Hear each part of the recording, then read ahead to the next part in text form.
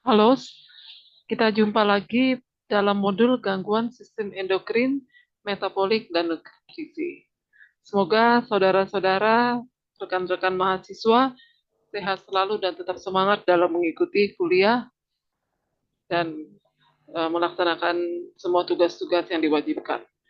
Untuk kali ini kita akan mempelajari patogenesis dan gambaran morfologik dari sistem endokrin. Untuk bagian pertama kita belajar patogenesis dan gambaran morfologik dari kelenjar pituitari.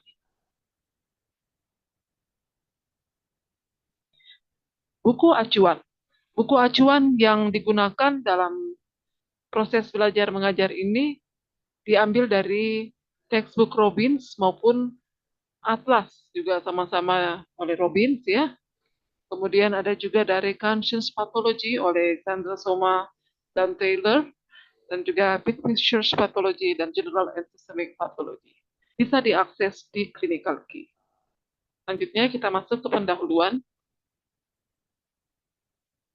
Jadi, sebelum kita mempelajari patologi dari sistem endokrin, kita review dulu bahwa sistem endokrin sendiri terdiri dari sekelompok kelenjar yang berfungsi dalam mengendalikan homeostatis dari beberapa organ tubuh. Adapun kelenjar yang termasuk ke dalam sistem endokrin ini adalah pertama, kelenjar pituitari atau nama lainnya kelenjar hipofisis. Yang kedua, kelenjar tiroid. Yang ketiga, kelenjar paratiroid. Yang keempat, kelenjar adrenalis, terdiri dari korteks adrenal dan medula adrenal. Dan yang kelima, kelenjar pineal. Dan yang keenam, bagian endokrin pankreas. Untuk bagian eksokrin pankreas, adik-adik sudah belajar di modul sebelumnya, semester sebelumnya ya, di traktus gastrointestinalis. Oke. Nah, untuk bagian pertama kita belajar dulu atau kita diskusikan dulu kelenjar hipofisis atau nama lainnya kelenjar pituitari. Nah, kita lihat bahwa hipofisis terdiri dari diet ya, lobus intermediate, kemudian ada lobus posterior. Kalau lobus anterior terdiri dari 6 tipe sel. 5 di antara 6 tipe sel itu tergolong pada sel-sel sekretori. Ya. Sementara yang satunya itu non-sekretori. Nah, sekitar 75 sampai 80% sel-sel yang terdapat di hipofisis anterior itu bersifat sekretorik, sisanya 15 sampai 20% terdiri dari populasi non-sekretorik. Sel non-sekretorik. Untuk yang sekretorik itu terdiri dari sel-sel somatotrof yang menghasilkan somatotrofin atau nama lainnya hormon pertumbuhan atau growth hormone. Kemudian yang kedua adalah sel laktotrof yang menghasilkan atau mensekresikan prolaktin yang berperan dalam proliferasi dari ductus kelenjar dan produksi ductus kelenjar payudara dan produksi susu. Luteinizing hormone dan follicle stimulating hormone. Follicle stimulating hormone berperan dalam proses pematangan dari follicle primordial menjadi follicle primer, kemudian menjadi follicle sekunder dan follicle de Graaff, dan juga bersama-sama dengan luteinizing hormone itu akan berperan dalam proses ovulasi. Luteinizing hormone sendiri selain berperan dalam proses ovulasi bersama dengan follicle stimulating hormone, dia juga berperan dalam proses diantaranya pembentukan corpus luteum ya dan juga regulasi mungkin dari progesteron ya, estrogen dan progesteron. Kemudian um, berperan juga dalam proses spermatogenesis ya. Ovarium menghasilkan terinduksi untuk menghasilkan estrogen dan progesteron oleh ketiak-ketiak dari hormon yang dihasilkan oleh gonadotrofin. Nah, sel kortikotrof itu menghasilkan adrenokortikotrofin hormon yang akan menginduksi um, sintesis dan sekresi dari kortikosteroid oleh korteks adrenal. Dan kemudian thyroid stimulating hormone itu yang menginduksi sel-sel kelenjar tiroid ya, sel-sel folikel, epitel folikel dari kelenjar tiroid untuk menghasilkan hormon tiroid T3 dan T4 ya. Jadi tinggal review. Jadi untuk bisa dihasilkannya hormon-hormon ini regulasi dari elemen regulatorik di sel-sel neurohipotalamus ya. dari neurosekretorik yang terdapat pada hipotalamus yang akan menghasilkan hormon ataupun yang bersifat inhibitorik hormon ya untuk meregulasi sekresi dari hormon-hormon liar juga sebagai adenohipofisis. Sementara kalau di bagian posterior itu disebut sebagai neurohipofisis ya, yang mana kita lihat ini adalah tonjolan daerah ini mengandung tonjolan-tonjolan aksonal ya yang berasal dari hipotalamus, sel-sel neurosekretorik hipotalamus ya, yang menjorok ke arah posterior hipofisis. Makanya kalau daerah hipofisis dikenal juga sebagai hormon-hormon yang dihasilkan diantaranya adalah vasopresin atau antidiuretik hormon yang berperan dalam reabsorpsi air di ginjal dan kemudian oksitosin yang berperan dalam kontraktivitas dari otot-otot polos baik yang terdapat pada ductus kelenjar mammae, kelenjar yang terdapat pada payudara maupun kontraksi dari otot-otot polos dari myometrium uteri. Oke. Ini juga sama ya. Ini masih menjelaskan porosity hipotalamus hipofisis ya. Di sini kelihatannya misalnya saja kalau thyroid releasing hormone ya. Jadi thyroid releasing hormone ini akan menstimulus sel thyroid hormone. Kemudian di sini ada prolaktin inhibitory factor atau nama lainnya dopamin yang reseptornya itu terdapat pada sel-sel laktotrof.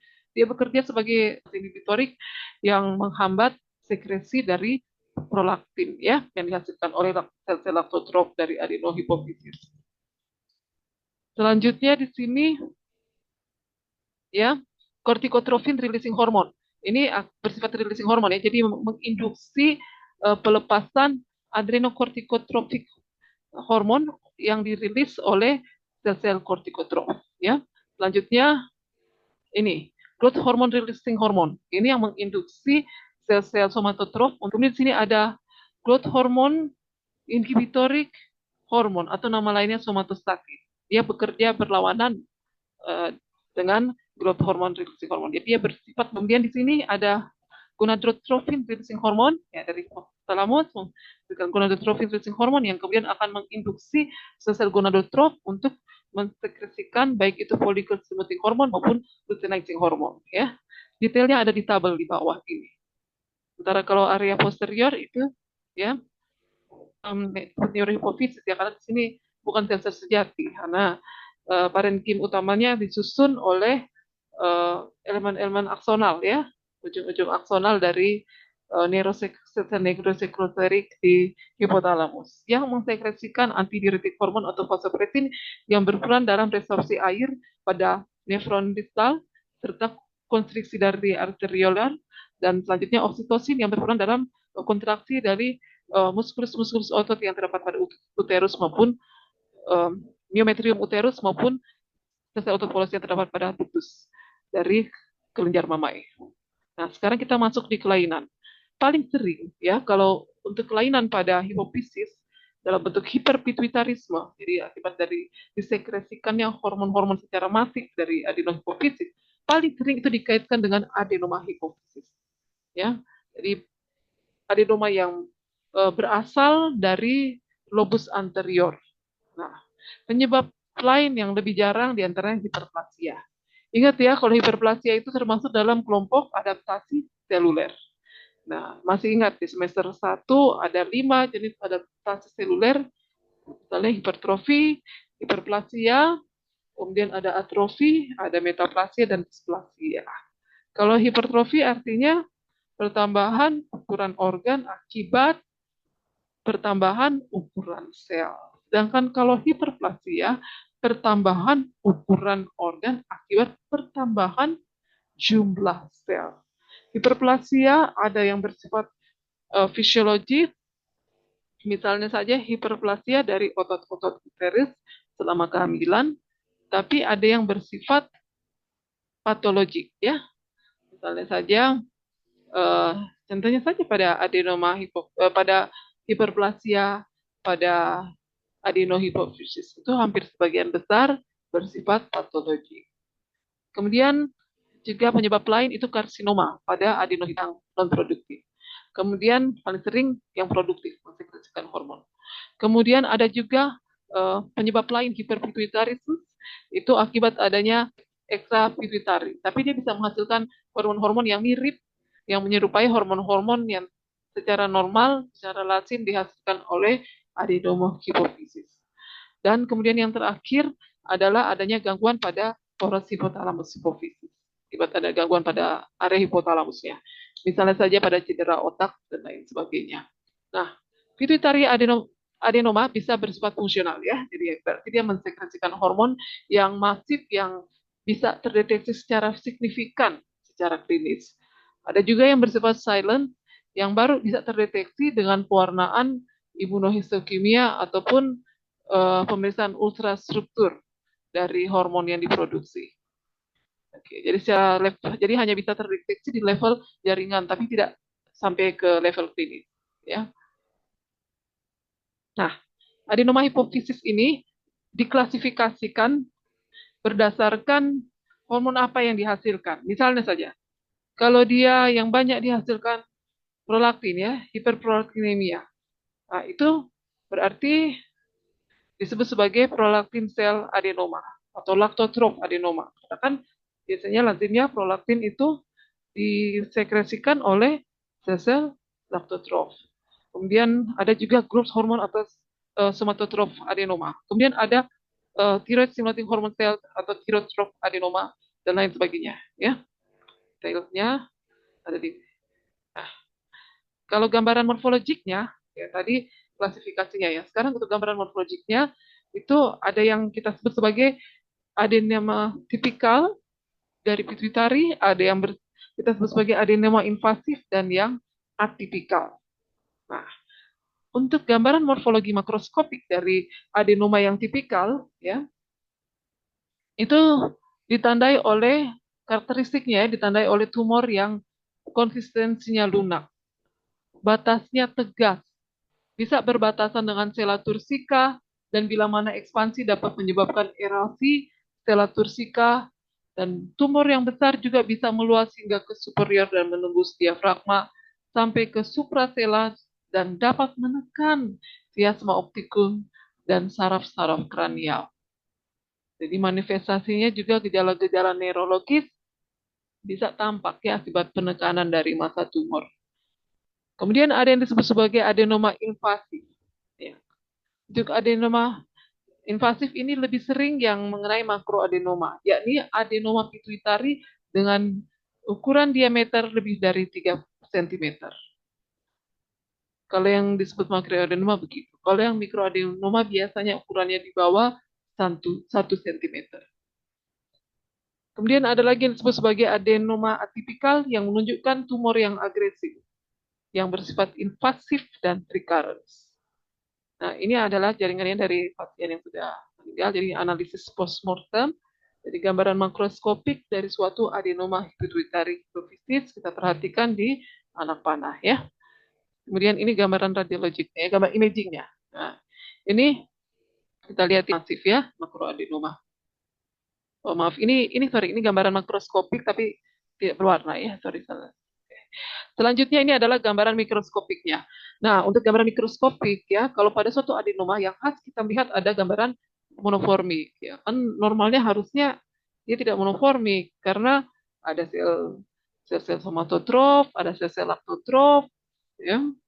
Kemudian juga paling banyak itu somatotrof sekitar 40 sampai 50% ya dari keseluruhan populasi sel-sel sekretorik di adenohipofisis di hipofisis anterior ya ya adenohipofisis. Nah, tapi kalau sudah begini, kalau monoformik pasti sudah didominasi oleh satu populasi sel saja, satu tipe ya, satu tipe sel, jadi populasinya dominan satu tipe sel.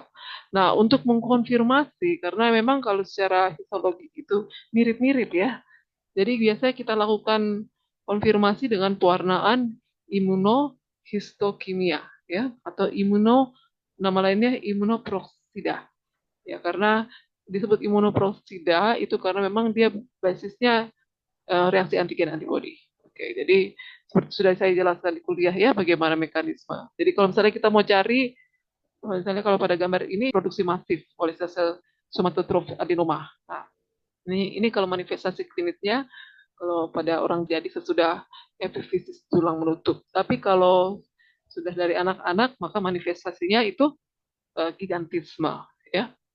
Sebagian dikaitkan dengan mutasi pada gen GNAS. Tapi ada kasus-kasus yang bukan karena GNAS, tapi sebagian kasus itu banyak dikaitkan dengan mutasi GNAS, ya. Jangan lupa itu.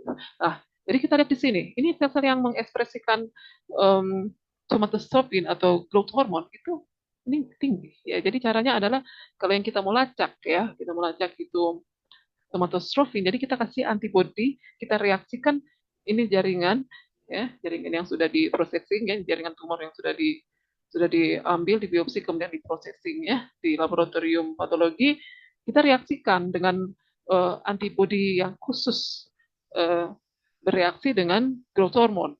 Kalau memang reaksinya positif, maka dalam campuran pewarnaan imunohistoperoksida itu, di situ juga ada enzim-enzim peroksida, ya, enzim-enzim yang bersifat mengoksidasi, menginduksi reaksi atau mengkatalisir reaksi oksidasi.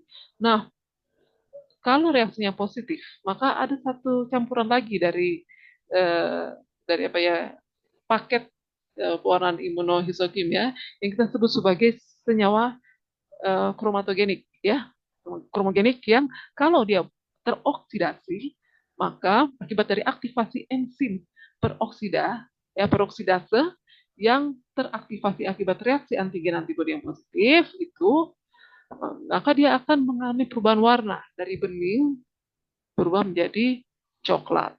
Paling sering dipakai yang warna coklat. Ada juga yang monoperoksidase yang warnanya merah. Tergantung zat kromatogen apa yang dipakai. Tapi kalau khusus untuk jadi perubahan warna positif, nah ini hampir sebagian besar itu didominasi oleh sel-sel somatotrof yang sudah abnormal. Nah, sekarang kalau kalau jenis-jenisnya, ya, jadi klasifikasinya seperti yang sudah dilihat di tabel tadi, ya, di slide sebelumnya, dua slide sebelumnya, itu jadi ada yang kalau dia mensekresikan hormon ACTH atau kortisol, itu kita sebut kortikotrof sel adenoma, ya. Jadi klasifikasinya berdasarkan hormon apa yang disekresikan, ya. Karena itu berhubungan dengan asal seluler dari adenoma tersebut. Nah, kita tahu kalau adrenokortikotrofin hormon atau kortisol itu akan menginduksi korteks adrenal untuk mensintesis dan mensekresikan kortikosteroid. Nah, kortikosteroid yang jumlahnya melimpah itu menyebabkan terjadinya Cushing syndrome, ya. Cushing syndrome ada yang primer, ada yang sekunder, yang bersifat endogenous ataupun yang eksogen. Oke. Kalau eksogen contohnya pada pemakaian kortikosteroid jangka panjang. Kemudian selanjutnya ada juga yang disebut sebagai prolaktinoma atau lactotroph adenoma. Nah, ini merupakan paling jenis adenoma hipofisis yang paling sering, ya. Kurang lebih mencakup 30% kasus. Lebih sering ditemukan pada wanita terutama usia 20 sampai 40 tahun, dan ini terjadi sekresi prolaktin yang berlebihan. Oleh karena ketidakseimbangan antara tadi prolaktin inhibitory factor yang dihasilkan oleh, atau nama lain dari prolaktin inhibitory factor adalah dopamin, ya. Itu disekresikan oleh sel-sel neurosekretory hipotalamus. Tidak seimbang antara produksi dopamin dengan produksi prolaktin, ya, yang dihasilkan oleh sel-sel autotrof yang berproliferasi secara masif ini. Akibatnya terjadi prolaktinemia atau peningkatan sekresi prolaktin yang kemudian memberikan manifestasi klinis seperti amenore, galaktore, hilangnya libido, serta infertilitas. Nah, tapi ingat bahwa tidak semua hiperprolaktinemia itu terjadi akibat adanya adenoma pada laktotrof, ya, pada sel laktotrof. Bisa juga kondisi-kondisi misalnya hiperprolaktinemia fisiologik pada kehamilan, ya. Kemudian juga ada juga uh, kondisi lain yang juga menyebabkan terjadinya hiperprolaktinemia yang bersifat patologik, misalnya saja akibat dari inhibisi dopamin normal, ya. Misalnya saja trauma kepala, atau ada obat-obat tertentu yang menghambat reseptor dopamin yang terdapat pada permukaan sel-sel laktotrof, ya. Ini kemudian misalnya saja obat-obat yang bersifat antagonis terhadap reseptor dopamin. Misalnya saja fenotiazin ataupun haloperidol itu ataupun reserpin. Kalau reserpin itu obat antihipertensi. Kalau haloperidol itu dulu mungkin sekarang sudah agak jarang itu untuk pasien-pasien skizofrenia. Ya, oke. Nah, tadi itu yang lototrof. Nah, kemudian ini yang juga walaupun insidensinya tidak sebanyak yang lototrof adenoma, tapi ini cukup penting ya, sangat penting. Eh, yang disebut sebagai growth hormone atau somatotroph cell adenoma. Nah, ini tersering kedua ya, dan walaupun nggak sesering yang tadi ya, yang autotroph cell adenoma. Nah, kalau yang somatotroph adenoma ini sering kita dengar ya, kalau di buku-buku kayak buku-buku ilmiah banyak dibahas. Ini terjadi akibat adanya proliferasi sel-sel tunggal monoklonal ya dari sel-sel somatotrof. Bisa disebabkan karena mutasi somatik ataupun herediter. Contohnya adalah mutasi GNAS ya. Nah, akibat dari hipersekresi growth hormone ini akan merangsang sekresi hepatic growth factor 1 ya yang kerjanya mirip insulin. Nah, ini growth factor ini, hepatic growth factor ini atau insulin like growth factor ini menyebabkan gigantisme dan akromegali. Nah, tapi gigantisme ini hanya terjadi ya pertumbuhan raksasa ya, anaknya tahu tinggi sekali di atas 2 meter. Tapi ini hanya terjadi pada kalau misalnya kasusnya terjadi atau onsetnya proses ekspansi klonal dari sel-sel somatotrof ini sudah terjadi pada usia anak-anak sebelum epifisis tulang menutup. Ya. Kalau dia sudah dewasa hanya terjadi akromegali. Ya, badan tingginya tetap, tapi bagian akral tubuh membesar ya. Hanya bagian akral tubuh yang membesar. Jadi wajah itu kelihatan menonjol sekali ya, itu kayak bagian di atas alis ya. Kemudian maksila. Nah, maksudnya mandibula bukan maksila. Rahang bawah ya, mandibula itu membesar, saking besarnya sampai maju ya. Gigi bagian bawah itu maju sehingga nggak bisa bertemu dengan gigi di atasnya ya. Nah, kemudian lihat itu di sini ya, tulang-tulang akar besar. Nah, kemudian gejala-gejala lain ya, itu gangguan mental, kemudian eh, lingkar kepala itu membesar, kemudian ada organomegali, organ-organ dalam, hepatomegali maupun kardiomegali, ya, kemudian ini ya, eh, prominent mandibula yang akan menyebabkan terpisahnya gigi bawah dari gigi atas, kemudian gejala hipertensi, ya, peningkatan risiko osteoartritis. Oke, ini gejala-gejala pada akromegali, tapi kalau pada yang usia. Nah, untuk yang tadi yang anterior pituitary, kalau yang posterior itu paling sering dikaitkan dengan hormon antidiuretik hormon yaitu vasopressin. Ada dua jenis penyakit yang bisa mungkin terjadi akibat dari gangguan produksi antidiuretik hormon. Pertama diabetes insipidus ya. Terjadi poliuria atau urinasi berlebihan akibat ginjal tidak mampu untuk resorpsi air. Tidak terjadi fungsi pemengkatan ginjal ya. Karena produksi ADH yang menurun. Disebut diabetes karena dia manifestasinya mirip dengan diabetes mellitus dalam hal poliuria, ya poliurianya. Tapi patogenesisnya itu jauh berbeda, ya. Patogenesis diabetes mellitus dan insipidus biar namanya sama, tapi patogenesisnya jauh berbeda. Oke. Nah, sebab terjadinya defisiensi dari adenohipofisi, dari defisiensi dari antidiuretik hormon atau nama lainnya vasopressin, diantaranya trauma kepala. Ingat ya, ini kan karena masalahnya itu di hipotalamus. Ini kan neurohipofisis hanya menerima konsekuensi dari kerusakan di hipotalamus ya. Trauma kepala kemudian kena mengganggu ataupun menyebabkan destruksi dari sel-sel neurosekretorik di hipotalamus bisa menyebabkan penurunan produksi ADH karena sebagian sel sudah nekrosis permanen. Kemudian kematiannya permanen dan tidak bisa diganti oleh sel-sel yang baru. Kemudian tumor, glioma. Nanti dapat kalau glioma itu salah satu untuk tumor dari mikroglia dari jaringan sistem saraf ya. Nanti belajar di modul berikutnya, gangguan sistem saraf. Atau tumor lain, craniofaringioma. Kemudian penyakit meningen ataupun proses peradangan, baik yang mengenai hipotalamus maupun hipofisis. Itu bisa menyebabkan produksi ADH yang rendah sehingga termanifestasi sebagai diabetes insipidus. Nah, ada juga sebaliknya, sindrom inappropriate antidiuretic hormone secretion. Ini justru ADH-nya meningkat secara berlebihan. Akibatnya dia terjadi absorpsi air yang berlebihan dan selanjutnya air yang berlebihan itu akan tertahan dalam tuberous collecting ginjal, tidak bisa keluar dari ginjal karena sekresi ADH yang meningkat terus-menerus. Akibatnya dia cari jalan keluar lain, ya. Dia menyebabkan edema di beberapa bagian tubuh, misalnya di otak. Dan ini bisa menyebabkan disfungsi neurologik. Dan itu sekresi ADH yang berlebihan juga bisa berperan terhadap terjadinya hiponatremia. Baik, demikian uh, kuliah virtual untuk patologi kelenjar hipofisis. Ya, untuk bagian selanjutnya akan dibahas pada kuliah virtual yang lain ya, untuk bagian kedua dan selanjutnya. Terima kasih, tetap semangat dan sukses selalu.